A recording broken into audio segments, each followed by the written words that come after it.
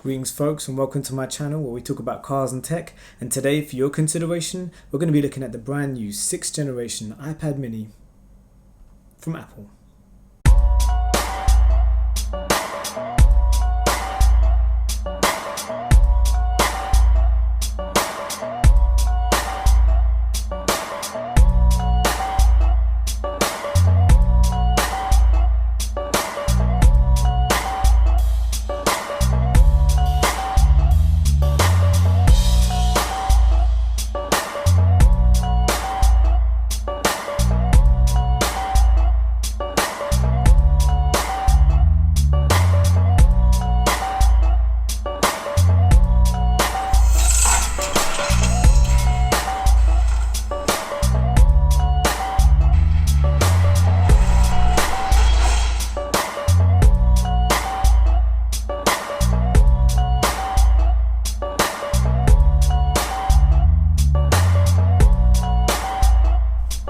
So to kick things off, inside the box is the usual minimalistic bits and pieces you come to expect from an Apple product, including a charging cable, power brick, and yes, the stickers are here too.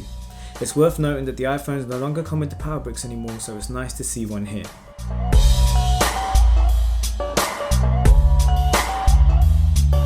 Apple's setup process is quick and efficient, especially if you have an existing iPad to migrate from.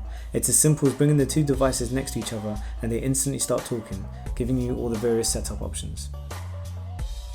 Once all fired up, you start getting familiar with the new design, which is finally more in line with all of Apple's latest generation of iPads. A new and very welcome addition is the USB-C port that allows you to connect a lot more accessories either directly or via dongles. You will notice stereo speakers placed on either side of the device and that the volume and power buttons have now been moved up to the top of the device to allow a clean edge for the 2nd generation Apple Pencil to be mounted magnetically, which this device now supports. I've always been a huge fan of the iPad mini, and I've owned all of the previous generations before. However, when Apple started to neglect it by not giving it the latest design and features, it kind of put me off, and as soon as the Pro models were introduced, I couldn't resist those. The idea of the smart keyboards and the Apple Pencil, and this dream of having an iPad laptop hybrid, I was really committed to that, and I really wanted to see if it could work out. And I've been using the iPad 11-inch Pro since 2018, and it's fantastic. It's been my daily driver, it's an excellent device, and one of my favourite iPads of all time. I've had the smart keyboard case, the Magic Keyboard, and the Apple Pencil. I've tried everything with it, and to be honest with you, I had no complaints until I held this iPad mini. The second I held it, it was instantly familiar. It was light, ergonomic, and comfortable to hold. Some people are finding the new button placement a little hard to adjust to. I'm okay with it. There was a lot of recalibrating needed with this iPad. This smaller size, the smaller screen and icons, the way iPad OS 15 works in it, it kind of takes for you to approach this a little bit differently, and you have to get used to it. I gotta admit though, I've actually enjoyed the experience of approaching this iPad like a brand new device and having to relearn it again. It's kind of refreshing. Now this device doesn't have Face ID, instead they've put a fingerprint sensor back in the power button. Now I must admit, when the fingerprint sensor is removed from the iPhones, I really missed it and I wasn't a big fan of Face ID. But it takes for you to lose something to realise how much you miss it. I'm missing Face ID on this device. It's quick, efficient, and you just don't notice it. There's something a little bit inconvenient about getting your finger out and pressing this button every single time. In a perfect world, I'd like to have both. Now, one of the quirky things about this button is that you kind of need to get your finger bang on it every single time. Perfect placement of your finger will guarantee you a clean unlock, and if you don't, you might be giving it a couple of goes. Not always, but sometimes. It's just something you got to get used to again. Another quirky thing about this device is if you have the Apple Smart Folio case, that creates a little lip or a little bit of an edge around the button, which means that it's not always easy to get a clean finger placement just due to the case itself.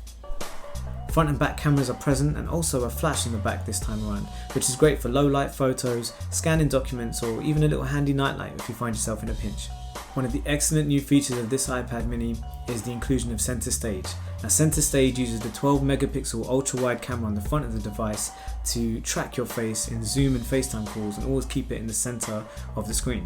It's a really cool feature and something that I was really happy to see added to this iPad, and something that I really hope is going to be coming to the future Macs, particularly the MacBook Pro. Now this has a crisp and sharp liquid Retina display, which is beautiful for reading books, comics, watching movies and TV shows, gaming. It could do with being a little bit brighter in bright daylight conditions, but honestly it's fantastic. And I know what you're wondering about the Jellygate scandal, the jelly beans, jelly screen, jelly babies. Look, forget about it. If you haven't heard about it, I don't want to talk about it. If you haven't noticed it, it's not there. And if you do notice it, it's something to look past quite easily. It's really no big deal. Now this little soldier is rocking the latest A15 Bionic Chip from Apple, and this thing is super powerful. It's going to have no trouble heavy lifting all your apps, games, and it's also going to give it longevity for the next couple of generations of iPad OS upgrades. And that's a good thing to know. When you spend money on tech like this, it's good to know that it will last. It's good to know that it will keep up with the demands of the future OSs and games and applications. You want your gadgets to last, especially when you're spending lots of money on it. Now, one of the things you may have noticed that other tech YouTubers and reviewers of this device have unanimously agreed on is what a fantastic gaming machine it is. Now, I've had PSPs, PS Vitas, Nintendo Switches over the years, so I enjoy mobile gaming, portable gaming. And there's something about the combination of the A15 Bionic Chip, the beautiful screen, the stereo speakers, and the form factor of this device that makes it a formidable gaming device. Now, one of the things that made me laugh is that I've noticed that everybody seems to be showing themselves playing Call of Duty in their videos for the iPad mini. And it was something that I told myself I wouldn't do, but I must admit, Call of Duty is one of the games that sings on this iPad mini.